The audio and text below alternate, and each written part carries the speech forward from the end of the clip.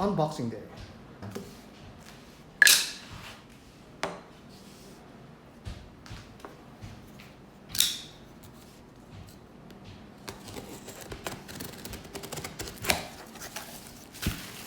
Nicely, right? You'll find a lot of information. Okay, so these are the specifications that Dumoreau included. Well, they even have like a diagram for the specifications. But we'll measure all of that. There we are. Dumoreau. There we are. Right. We have like Dumoreau instruction manual there.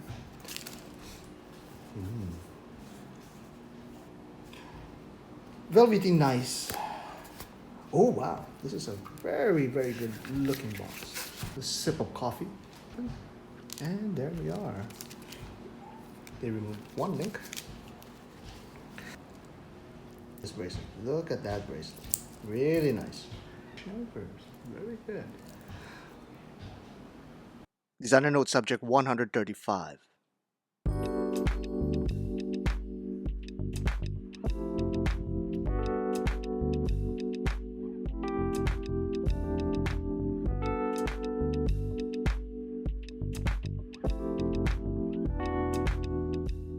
Oftentimes, it's a long and slow drawn-out year, especially in the Kickstarter scene. Prototypes will be shown and funded with long months in between before the actual products ship. We made a video about the DM01 and hope that the next time we talk about it, we will have a hands-on review. It finally arrived on our table with some surprising refinements.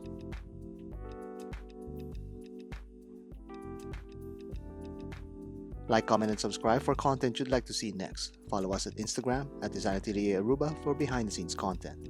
Email us at designatelieraruba@gmail.com. This video is brought to you by Dumoreau, California. Dumoreau is the brainchild of architect and designer Carlo Aiello, who's won some awards in product design, most notably the Parabola chair. This product bears the design philosophy that will soon be integrated in the DM01, namely the grid pattern that forms the swelling profile of the design. Both the Parabola and the DM01 has this concept that provides volume and form to their respective products. For more interesting facts about the DM01's initial design, head over to the video we made 7 months ago. In this video, we'll focus on the specifications and features of the production model of the Dumoreau DM01. The dimensions are 38.6 mm in diameter with a lug distance of 46.72 mm. The thickness is 10.4 mm with the crystal. These are different dimensions compared to the initial Kickstarter models. We'll refer to them as refinements since they kept the original slim profile despite the variation. We still have a screw-down crown and a sapphire crystal on the case. It uses the Miyota 9039 movement with a 42-hour power reserve, 28,800 bph, and a hacking seconds hand feature. After finally holding one in the metal, the impression is both surprising and expected. The design elements surprisingly achieve the perception of a slim watch.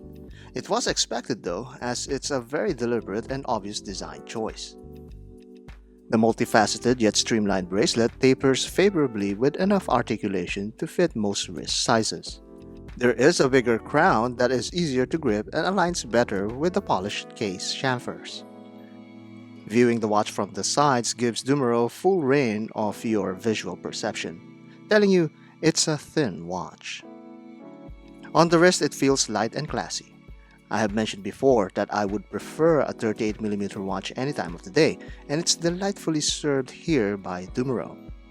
On my 6¼ inch wrist, it wears just right, but I can imagine that this will find its place also on bigger and smaller cuffs. New to this production model is the twin trigger clasp. There were initial concerns with the durability of the friction fit clasp. Those were addressed with this new butterfly enclosure. It's milled and thin. Its tolerances are very solid. When closing the clasp, there is a very audible click, and the male end aligns perfectly with the connection line along with the Dumoreau name. Nice one there, Dumoreau. Opening the clasp is easier now with the two triggers on each side. It does snag sometimes because of the tight hinges. When closed, the whole bracelet is noticeably thin compared to most bracelets, a definite plus on our books. There is some wiggle from side to side with this band. People may or may not like this trait, citing both flexibility or lack of refinement. You're free to pick which side you're on that debate. What's not debatable is the fact that with the shorter links, there is more articulation, and the DM01 clearly has this in spades. Removing these links are also very easy with screw pins adorning every adjustment. Mentioning adjustments, there is a significant refinement on the case side of the watch. The channels of the crown side now runs freely with the crown sides forming a continuous line with the case chamfers. This is a great decision that provides improved linear direction. In the initial run, there was a bridge that breaks this line with the crown also slightly cutting off the top chamfer. Also noticeable is the crown being half a millimeter bigger. These changes delivers a more symmetrical design considering the other side of the case. The underside of the watch remains plain and flat, with the circular brushed case back screwed down to its four corners. Nothing special here, just enough to cover the movement. Being a capable sports watch, this one has a screw-down crown that's somewhat wobbly to the touch. I assure you it's just the squarish crown that's giving you this impression. The crown and stem itself are rather straight and robust to turn. The sleeved crown also helps with the tactile pop and press of the crown. We've handled a Miyota 9039 before, and this one remarkably sets better to the case. Gripping this crown is not an issue as well, despite its small scale. In eager anticipation, the dial deserves our closer attention. With an architect designing a product like this, expectations are high aesthetic-wise. The first thing to notice was that the text is now darker in tone. This one has a blue tint that creates a more subtle impact that the previous attention-grabbing white text didn't have. The radiant sunray finish over the grenade pattern dial is lovely yet understated. Much of the attention is drawn to the applied indexes. These long and broad indexes contrast tremendously with the dial pattern. The pattern itself is a great match with the overall chamfer design of the whole watch.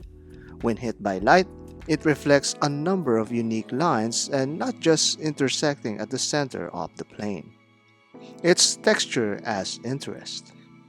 The sides of the case also plays around with texture as the vertical brush finish disrupts the polished case back and bezel sides. The deep channel becomes an abyss under these levels of magnification, but still provides a thin impression for the whole timepiece.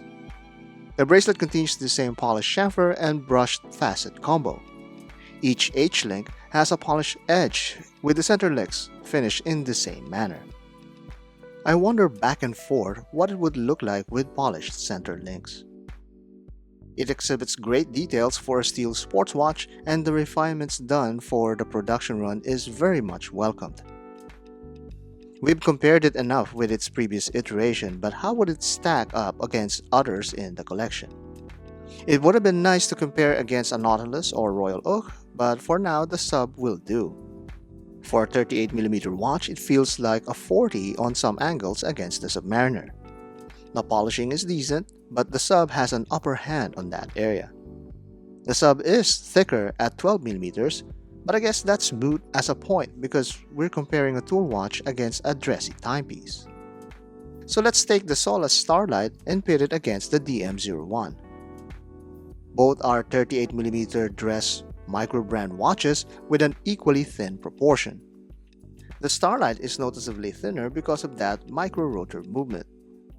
Both are great options and could be part of a dressy rotation, with the Solace being a more organic accessory against the more mechanical aesthetics of the Dumoreau. It can live in your collection without breaking the $1,000 mark. That mark is broken by the Hamilton Jazzmaster regulator. Beside the DM01, the offering of the latter is more on the slim and compact style, while the Jazzmaster demands more attention with its overpowering white dial. These are completely different design directions that's vying for wrist time for that more formal occasion. These comparisons may not be needed, but the DM01 is worthy of consideration. From the comparisons we saw, typical dress watches rely on their elegance while sports watches use light play. The various surface finishings creates contrast and desirable light streaks all over the watch. Even under low lighting conditions, there is enough shine on the metal facets. Pair this with its strong applications of BGW9 lume and light becomes part of the watch's appeal. On certain angles, this lume even reflects on the indices within the dial. This is the part of the video where I showcase some slow-mo shots of the watch and highlight its features. It took me a while to sort through all of the beauty shots I have, and in the end I have more than enough footage to actually make another video. At first, I thought it's just my peculiarness to shoot everything at every angle, but whatever location it may be, this watch actually looks amazing. Yes, we are shooting the DM01, but this characteristic can be applied to many metal bracelet sports watches. Whether you're on the road or on a table sipping your espresso, there is enough light for a sports watch to play with. The DM01 may not be the first at it, but it's certainly able to direct these funny things called light and shape them to its advantage. All that came from a level of refinement good enough for under $400, and surprisingly more than enough for camera lenses everywhere.